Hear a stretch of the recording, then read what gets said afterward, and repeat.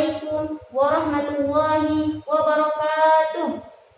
Innal hamdalillah nahmaduhu wa nasta'inuhu wa nastaghfiruh wa na'udzu billahi min shururi anfusina wa min sayyiati a'malina. May yahdihillahu fala mudilla lahu wa may yudlilhu fala hadiya lahu.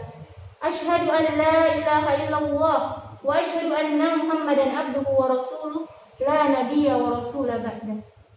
Saya Atika Fahma Mujahidah dari SMA Boarding School Putra Harapan Purwokerto. Di sini saya akan mempresentasikan tentang Perang Khandaq. Teman-teman, apakah kalian tahu apa itu Perang Khandaq? Perang Khandaq atau Farid juga dikenal dengan Perang Ahzab. Perang ini terjadi di Madinah pada bulan Syawal tahun 5 Hijriah. Pemicu perang ini adalah dendam lama orang-orang Yahudi yang diusir dari Madinah dalam perang Bani Nadir karena mereka mengkhianati perjanjian dengan Rasulullah. Sejumlah tokoh Bani Nadir berangkat ke Mekah untuk mengajak kaum Quraisy memerangi Rasulullah. Mengapa disebut perang Ahzab? Disebut perang Ahzab karena musuh terdiri dari beberapa kelompok. Sedangkan dalam bahasa Arab, kelompok berarti hizib dan jamaknya Ahzab. Jumlah pasukan sekutu adalah 10.000 pasukan yang terdiri dari kaum musyrik Quraisy, kabilah Ghafatan, beserta kabilah-kabilah yang bergabung bersama mereka. Oleh karena pasukan orang-orang kafir ini terdiri dari berbagai kelompok, maka peperangan ini disebut juga dengan Perang Ahzab, yang mana komando tertinggi dipegang oleh Abu Sufyan. Sementara pasukan kaum muslimin hanya berjumlah 1.000 orang, dan bisa jadi jumlah musuh melebihi jumlah seluruh Madinah kala itu. Inisiator Perang Khandaq. Ketika berita persengkongkolan dan rencana busuk orang kafir ini sampai ke Rasulullah, beliau langsung meresponnya dengan melakukan persiapan. Di antara persiapan itu adalah musyawarah. Di antara kebiasaan Rasulullah yaitu mengajak para sahabat beliau bermusyawarah tentang hal-hal yang tidak ada wahyunya dari Allah, baik yang berkaitan dengan peperangan atau yang semisalnya. Rasulullah meminta pendapat para sahabat tentang strategi dalam perang ini. Salah seorang sahabat yang bernama Salman Al-Farisi mengusulkan untuk menggali Khandaq atau Farid di sisi utara Madinah, karena Madinah berada di antara dua bukit batu-batu hitam yang tajam, serta luasnya menyamai luasnya Madinah di sisi timur dan barat, sedangkan sisi utaranya penuh dengan pohon kurma. Usul ini berdasarkan strategi perang yang sering dipakai di Persia dan belum pernah dikenal bangsa Arab, serta disetujui oleh Rasulullah dan para sahabat. Ada beberapa mukjizat yang terjadi saat penggalian Farid. Yang pertama, ada kisah tentang makanannya Jabir bin Abdullah. Yang kedua, ada kisah tentang kurmanya Amroh binti Rawahah. Yang ketiga yaitu Nabi memecahkan batu yang sangat besar, keras, setinggi dan selebar Farid.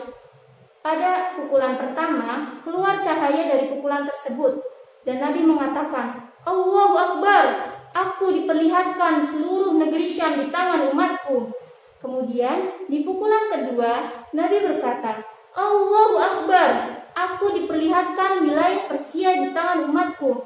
Kemudian di pukulan ketiga, keluar cahaya, lalu hilang lagi, dan batu itu pun hancur lebur. Nabi berkata, Allahu Akbar, aku diperlihatkan seluruh Yaman di tangan umatku. Dan perkataan Nabi itu terbukti 10 tahun setelah itu. Di zaman kekhalifahan Umar bin Khattab, negeri Syam takluk. 1 tahun setelahnya, Persia takluk. Begitu juga Yaman. Sebelum Nabi wafat, Yaman sudah takluk. Jalannya Perang Khandaq. Ketika pasukan sekutu tiba di Madinah, mereka dikagetkan dengan Farid yang menghalangi jalan mereka untuk memerangi kaum muslimin. Berbagai upaya mereka lakukan untuk menerobos Farid, namun selalu gagal karena di seberang sana ada kaum muslimin yang siap menghujani mereka dengan anak panah. Akhirnya mereka memutuskan kota Madinah. Pengepungan ini berlangsung selama 1 bulan.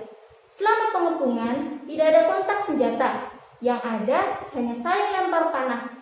Karena melihat tidak ada kepastian, beberapa prajurit berkuda dari Quraisy seperti Amr bin Abi Wud, Ikrimah bin Abi Jahal, Ubayrah bin Abi Wahab, Naufal bin Abdillah, dan Zirar bin Al-Khattab berusaha menerobos parit dan mereka berhasil.